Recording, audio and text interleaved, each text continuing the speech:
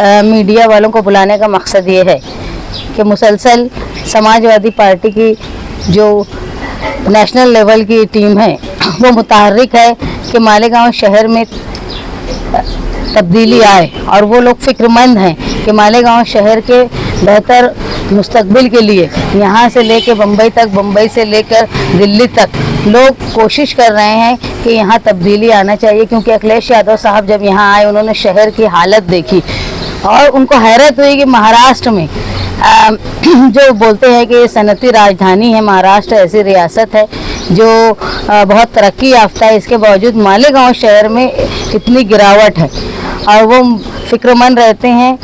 आज हमको ये ऐलान आया वहाँ से कि लखनऊ से कि हमारे मुल्क की चहीती तालीम याफ्ता जिन्होंने लॉ ग्रेजुएशन किया है इकरा हसन, वो मालेगांव तशरीफ़ ला रही हैं बरोज़ जुमेरात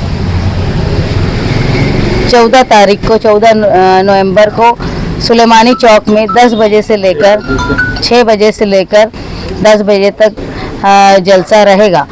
और वो उम्मीद मैं कर रही हूँ कि मालेगांव शहर जिस तरह अखिलेश यादव की पार्टी से चुन के आने के बाद इकरा हसन संसद में गई, पार्लियामेंट में गई और पहली ही तकरीर में उन्होंने छक्का मारा, वैसे ही मालेगांव शहर की आवाम वो 6 नंबर बटन साइकिल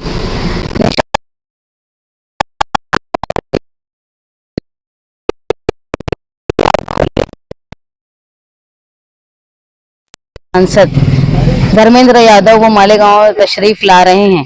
मुसलसल मालेगांव के लोगों के लिए कोशिश हो रही है कि लोग जो हैं वो तब्दीली चाहते हैं, तो वो अपनी बातें रखने के लिए नेशनल लेवल पर भी कोशिशें हो रही हैं।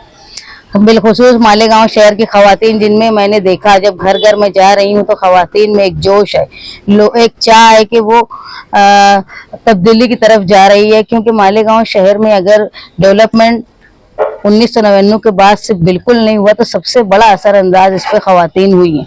चाहे महंगाई का मामला हो, औरतें बहुत परेशान हैं, चाहे खस्ता रोड, गटर और नल के मामले हो। इसलिए मैंने जो देखा कि मालेगांव शहर की औरतें तब्दीली के लिए बहुत ज़्यादा पुरुम्मीद हैं, बहुत ज़्यादा पुरजोश हैं। तो कई लोगों का, खवातीन का ये कहना था कि जलसे में हमको भी बुलाया जाए, तो हमने कल जो जलसा 14 तारीख को हो रहा है जुमेरात के दिन सुलेमानी चौक में, तो नयापुरा गली नंबर 15 में बिलखुसूस खवातीन के लिए इंतज़ाम किया है कि इकरा हसन को, इस कौम की बेटी को सुनने के लिए खवातीन वहाँ तशरीफ लाए। सुलेमानी चौक से जो महल के सामने स्टेज रहेगा और फतेह मैदान की तरफ उसका मुंह रहेगा, मतलब मेरा मुंह काबे की तरफ, ऐसा बोल के तकरीरें भी होंगी। यानी झूठ फसाद नहीं बोला जाएगा, इसलिए मुंह उस तरफ रखे कि आखिरी वक्त चल रहा है कैंपेनिंग का। तो और हम लोग जो है कहीं ना कहीं सिर्फ हमारे ही ऐसे जलसे हो रहे हैं जो मुस्तकबिल में क्या किया जाएगा इस पर बात हो रही है। हमारे लीडरान भी जो आ रहे हैं वो भी मालेगांव शहर में मुस्तकबिल में क्या हो। कल मेंबर ऑफ पार्लियामेंट मोहिबुल्लाह साहब थे, आप देखेंगे कि उन्होंने भी क्या बोला कि मालेगांव शहर के लिए क्या जरूरी है, उनकी कैंडिडेट क्या कर सकती है या वो कैंडिडेट के ताल्लुक से क्या सोचते हैं। लेकिन आप देखेंगे माजी में जो लीडरान आए दूसरी पार्टी के कैंपेनिंग के लिए, उन्हें ये भी नहीं मालूम कि उनकी पार्टी का उम्मीदवार क्या करेगा या पीछे क्या किया नुमाइंदा होने के बावजूद। तो कहीं ना कहीं मालेगांव शहर का एक समझदार तबका, पढ़ा लिखा तबका ये मान रहा है कि ये जो समाजवादी की जो स्टेज से है यहाँ कहीं ना कहीं सच बात बोली जा रही है। इसीलिए मैं बोला कि हमारा स्टेज ऐसी जगह लगेगा कि मुंह मेरा काबे की तरफ। और हमारी मुसलसल ये कोशिश है कि मालेगांव शहर से समाजवादी पार्टी तब्दीली की शुरुआत करे, और न सिर्फ मालेगांव समाजवादी बल्कि महाराष्ट्र समाजवादी के आज जिम्मेदार आए हैं कारगुजार सदर, और जो हमारी सेंट्रल पार्टी है वो भी फिक्रमंद है। तो एक चैनल है जो यहाँ से लेके सेंट्रल तक मालेगांव के लिए, मालेगांव की आवाम के लिए फिक्रमंद है। और अगर ये आवाम मौका देती है इंशाल्लाह, जो जिस तरह की तब्दीली हम लोग देख रहे हैं, तो हमारे 37 MP है, एक वजन है सेंट्रल गवर्नमेंट में, और जो सनद है हमारी पावर लूम की, उसका बड़ा जो है वो फैसला सेंट्रल गवर्नमेंट की तरफ से होता है। इसलिए यहाँ से दिल्ली तक का चैनल लगा हुआ है मालेगांव शहर को फलाह के लिए।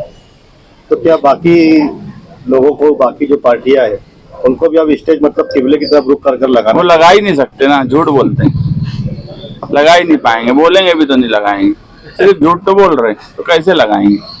भाई वो इतना आसान आ रही है तो कुछ रोड शो वगैरह का ही प्रोग्राम है क्या, किसी को जलसा रहेगा? अभी फिलहाल जलसे का 6 बजे से लेकर रात में 10 बजे तक जलसे का प्रोग्राम है, और वो तो आएंगी तो वो शहर हो ही देखेगा, जाएगा। रोड शो हो ही जाएगा। शुरुआती वक्त में समाजवादी का नाम लेने से परहेज कर रहे थे सियासी लीडर जो आपके मुखालिफ हैं, लेकिन फिलहाल आप पर बहुत ज्यादा अटैक हो रहा है। असल में बात यह है कि उनके पास उस वक्त बात ये थी कि वो नजरअंदाज कर रहे थे, हमको नजरअंदाज करने की वजह ये थी कि मिली जोड़ वो लोग खेलते थे। दोनों तरफ से एमआईएम के उम्मीदवार हो चाहे अजीत पवार के उम्मीदवार हो, ये कोशिश यही करते थे कि एक दूसरे के बंदूक और ऐसी बात की जाए जो मुद्दों से हट करे। लेकिन जब उन्होंने ये देख लिया कि मालेगांव शहर में सिर्फ समाजवादी पार्टी है जो मुद्दों पर बात कर रही है, क्या करना चाहती है, ये विजन के साथ जो कर सकते हैं वो बात कर रहे हैं, तो उनको आवामी दबाव जब उनके सर पर आया तो वो खिलाफ में बोलने लगे। लेकिन ये सब के बाद भी आज भी किसी की स्टेज से मालेगांव शहर के लिए उन्होंने क्या खाका बनाया है ये भी नहीं बता रहे, या उन्होंने जो 15 साल या 10 साल मालेगांव शहर में एमएलएशिप गुजारी और कारपोरेशन में राज किया, उसमें उन्होंने कोई क्या काम करके बताया ये वो बता नहीं पा रहे। यहाँ तक कि जब कोई लीडर हैदराबाद से आए तो वो बेचारे भी इस बात से कासिर रहे, मजबूर रहे कि वो बता नहीं पाए कि ये शहर का एमएलए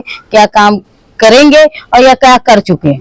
मैनिफेस्टो नहीं ला रहे आप, जानकारी नहीं, क्यों? मैनिफेस्टो हम जो मालेगांव शहर के लिए करेंगे उसको हम शान की गारंटी के नाम से हम लोग उसको बहुत जल्द आवाम के सामने लाएंगे और वही बात करेंगे जो हम कर सकते हैं, और हम क्या कर सकते हैं ये शहर जानता है। मैनिफेस्टो आमतौर पर ऐसा होता है कि हम भी इससे पहले मैनिफेस्टो जारी किए, ऐसा नहीं कि नहीं किए। पिछला 2019 का जो मैनिफेस्टो था वो इतना जंबो जेट मैनिफेस्टो था, और उस मैनिफेस्टो के पर अगर 10% अमल हुआ होता, मौजूदा नुमाइंदे किए होते, तो शायद शहर का नक्शा कुछ हद तक चेंज हुआ होता। मगर मैनिफेस्टो पे 10% या 2% भी अमल नहीं हुआ। इसलिए हम इस मर्तबा जो है शान की गारंटी, काम क्या है वो किस तरह से किया जा सकता है, इसके साथ हम आवाम के सामने आएंगे। वो गारंटी हम देंगे कि हम कितने वक्त में कौन सा काम करेंगे। इसलिए हम उसको शान की गारंटी के तौर पर 1-2 रोज में आवाम के सामने वो लेकर आने वाले। और कांग्रेस उम्मीदवार भी हमला करने लग गए, आपको नदी उम्मीदवार, उनको भी ये लगने लगा है कि आप मतलब इन दोनों से ज्यादा आप मजबूत हो गए। देखो आज आप देखेंगे पिछले 8 दिन में तो मालेगांव शहर का, हम पहले जब आचार संहिता लगी उस वक्त तो ये दोनों उम्मीदवार जो एक अजीत पवार के हैं और एक शिंदेगढ़ के हैं, इन दोनों ने मिलकर बातचीत की, और उस वक्त मुझे ये बात बोली गई कि करजगवान रोड पर आचार संहिता से पहले मौजूदा एमएलए की गाड़ी गई, उसके बाद खालिद हाजी और कुसुम्बा रोड के 1-2 लोगों की गाड़ी गई, ये मुझे वहां से बोला गया। और उसके बाद से फिर इनकी अलग अलग मीटिंग दूसरे दिन बैठी, एक की इस्लामाबाद में बैठी, एक की हजारखोली में बैठी, और इन दोनों ने ये तय किया कि पूरे इलेक्शन के आखिरी दिन तक समाजवादी के बारे में अपने को कुछ नहीं बोलना है, ऐसा बताना है कि इनका वजूद नहीं है। ये बाकायदा मीटिंग हुई और यहाँ तक बोल दिया गया कि छोटे मुकर्रिर भी ना बोले, और तुम देखेंगे 15 दिन कैंपेनिंग वैसे ही चली। लेकिन जब इनको लगा कि यार ये 8 दिन में कहीं ना कहीं आचार संहिता के बाद समाजवादी का प्रोग्रेस बहुत तेजी से बढ़ा, और ये हकीकत है, खास तौर से ख्वातीन में बहुत तेजी से बढ़ा, अवामी रुझान बढ़ा। हमारा स्टैंड अप विद शान हिंद जो एक अच्छा जो समझदार पढ़ा लिखा तबका उसने पसंद किया, हमको कॉल किया। तो ये इलेक्शन के वक्त तो कोई बात किसी से छुपती नहीं है। जब इनको ये लगा कि यार ये बहुत तेजी से तब्दीली की तरफ जा रहे हैं, लोग तब्दीली की बात करने लगे, तो उस वक्त ऐसा हुआ कि चारों तरफ से आज अगर आप देखेंगे तो कोई कांग्रेस के उम्मीदवार को नहीं टारगेट कर रहा, ना वो उनको कर रहे हैं, मगर सब मिलकर अगर समाजवादी को कर रहे हैं तो इसका मतलब है कि दबदबा है हमारा। अब आपका किसका मुकाबला, आप किसको देखते हो, आपका सीधा मुकाबला किनसे? देखो, सीधा मुकाबला और टेढ़ा मुकाबला नहीं रहता। लोग तब्दीली चाहते हैं, बस यही मुकाबला है। अब तब्दीली चाहने का मतलब यह है कि मौजूदा जो 25 साल से लोग हैं उनको नहीं चाहते। तो क्या शान हिंद को हल्के में लेना अब भारी पड़ने लगा है? वो उनकी बेवकूफ़ी थी।